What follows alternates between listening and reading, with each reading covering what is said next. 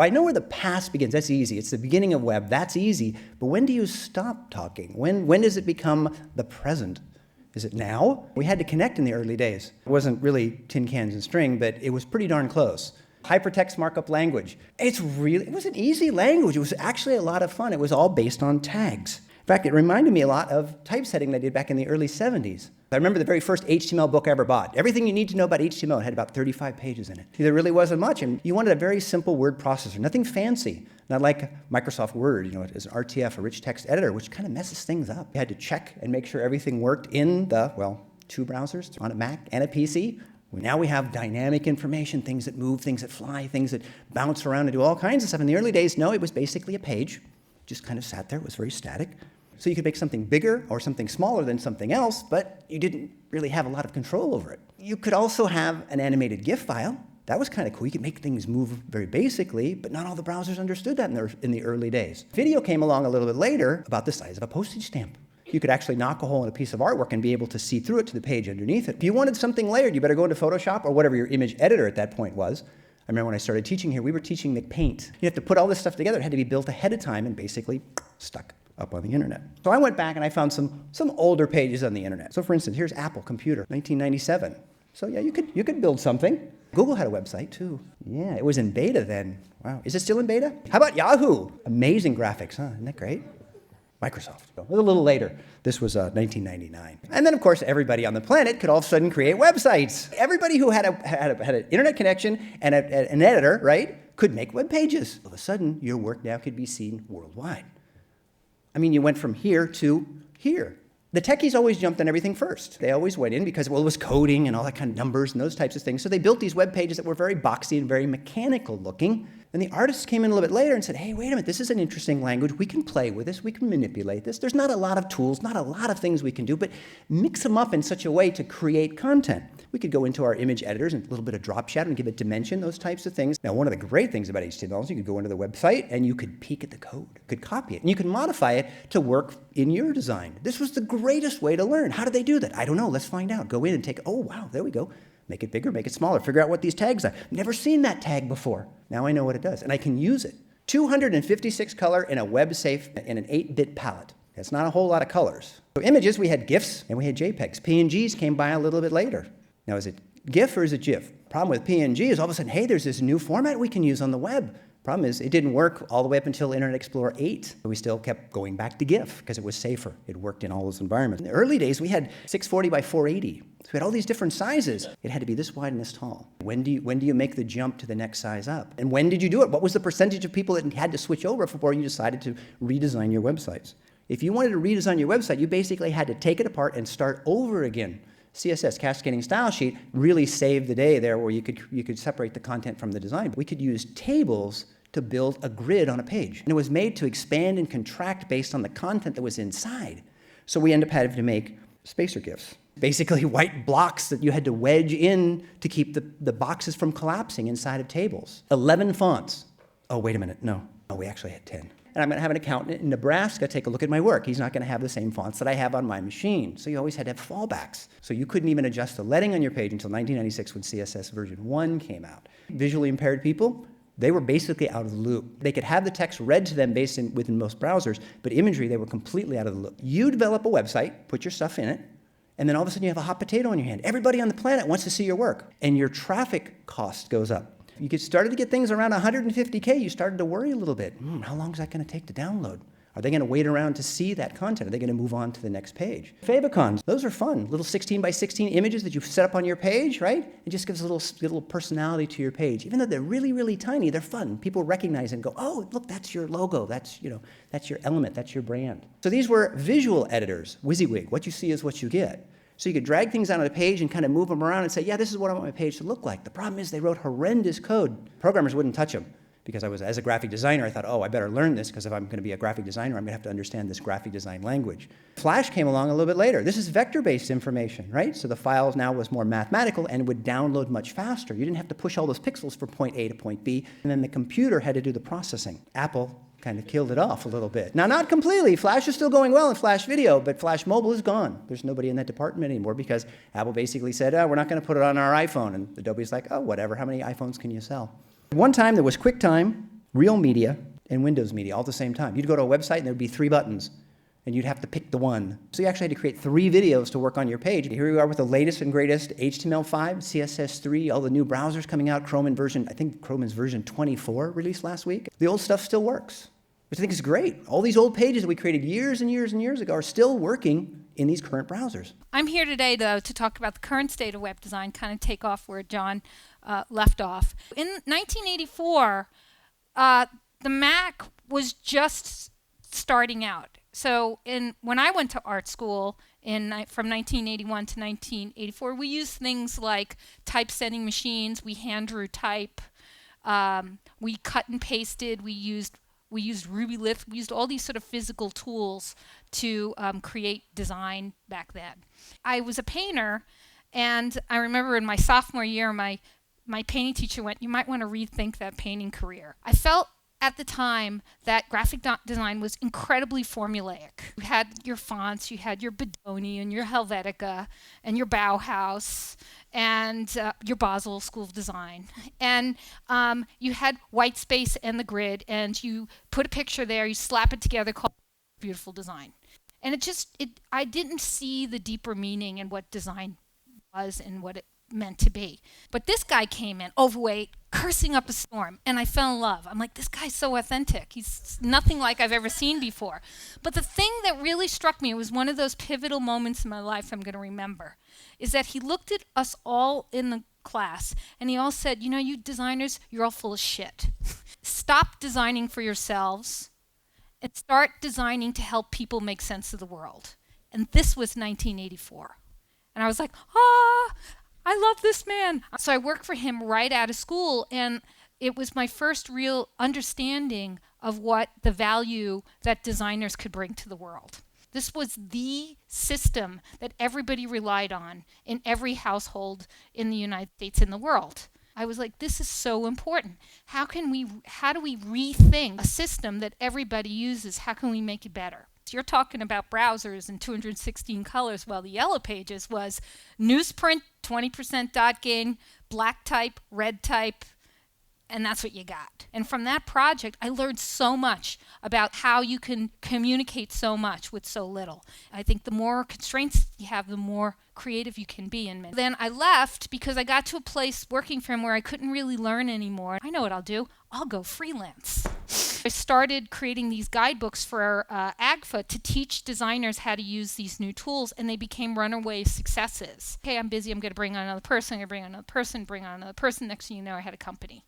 Can you design our website? And I'm like, I don't know what a website is, but I'm sure I can do it. This is it. This is the very first website I designed. We learned how to code. This was the first time designers could use a language and really understand the implications between design and building, because the code was so simple that you could learn. You didn't need any kind of magic to really design a page and see what it looked like, because the tools were so simple. There's a couple things about web design that I really loved that I also learned working at the Understanding Business: the power of collaboration and working in collaboration with people.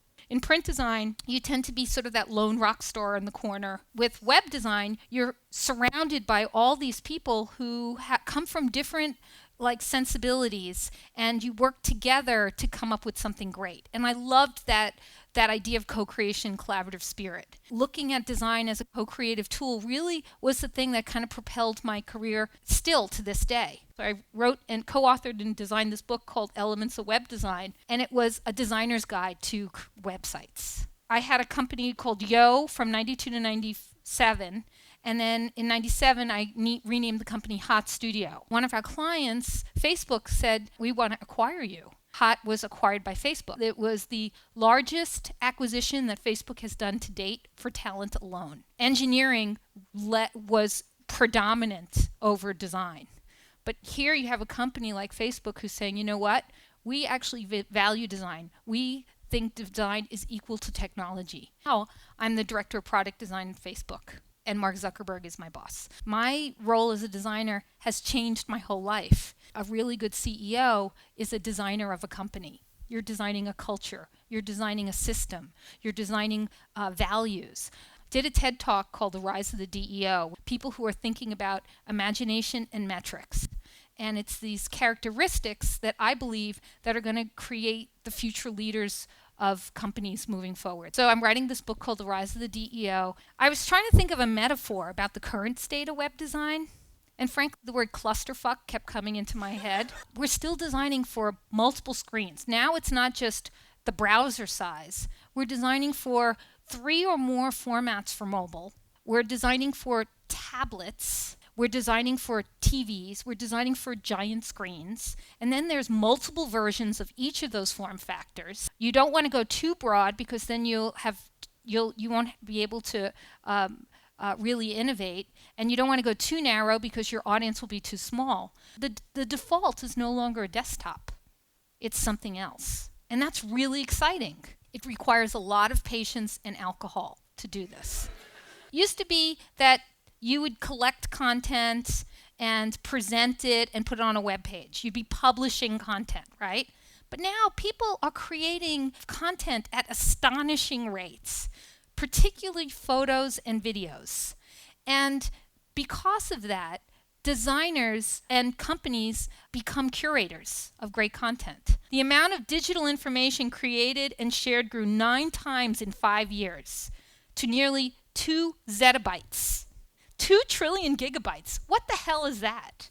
In 2012, photos were 500 million per day published, and video 100 hours per minute. Your identity is well known and drives the power of social reputation. Marketing was about controlling the message. There's no such thing anymore. It's all about social reputation. It's another factor where you have to think about the interactive experience where the users, the audience, are also participants and influencers of the outcome of what you're doing.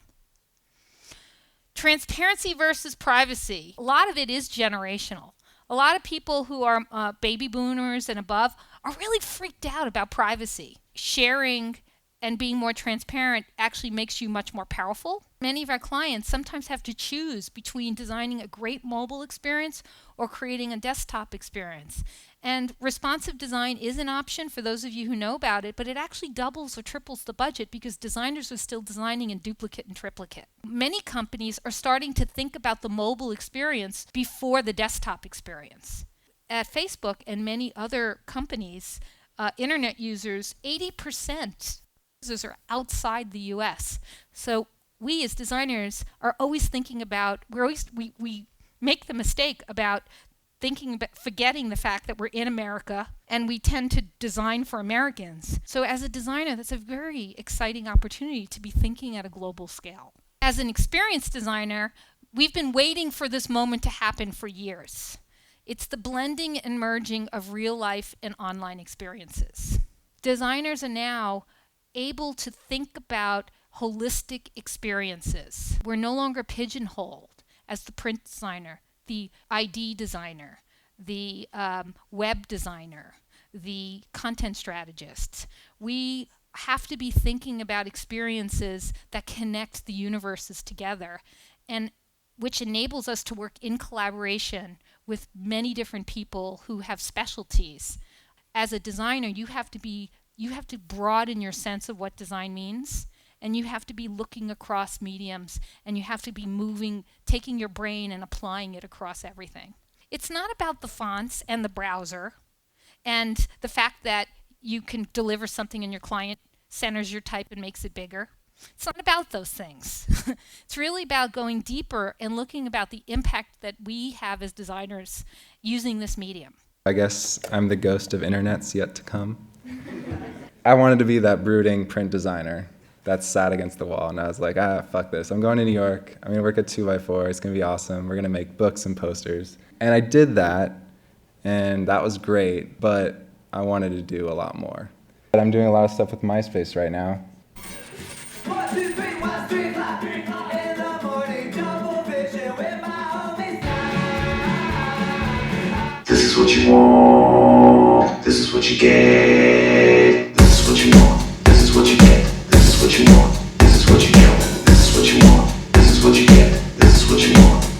Trick. I like to do other things, analog things, some websites, some things that balance out that web and helps bring ideas to the web that maybe you do in print, maybe you do vice versa. So this is my portfolio.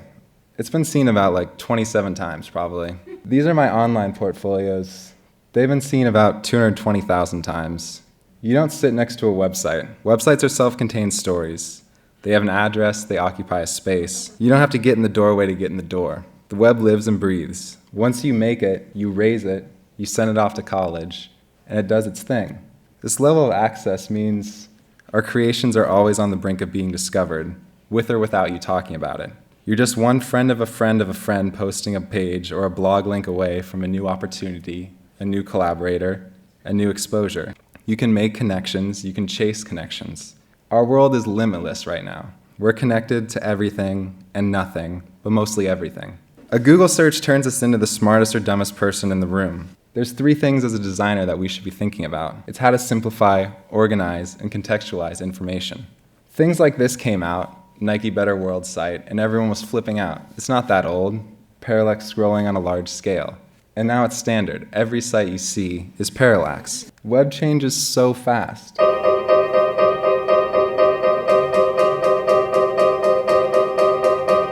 This site has 3D canvas rendering, custom rendered map. It's 4 years old. If that website was a toddler, it'd be in preschool. The web is the one place we can actually experiment because shit doesn't exist yet. We can do whatever we want. These are things that were invented around the time. They're all pretty new. You could get liposuction and log on the same day if you want. The rules are still being written. There's no rules. We can do whatever we want. It's said that the job of designers is to give ideas form. But what does the form look like if the idea is different for everyone? We can make web design from the highest high to the lowest low. We could, redo the Salvation website, though I don't know if you want to touch it. They seem like difficult clients. Me, Obama, Jay-Z, Yves Behar, we all go through the same stuff. You guys all have these same presences. It's the ultimate wide open playing field.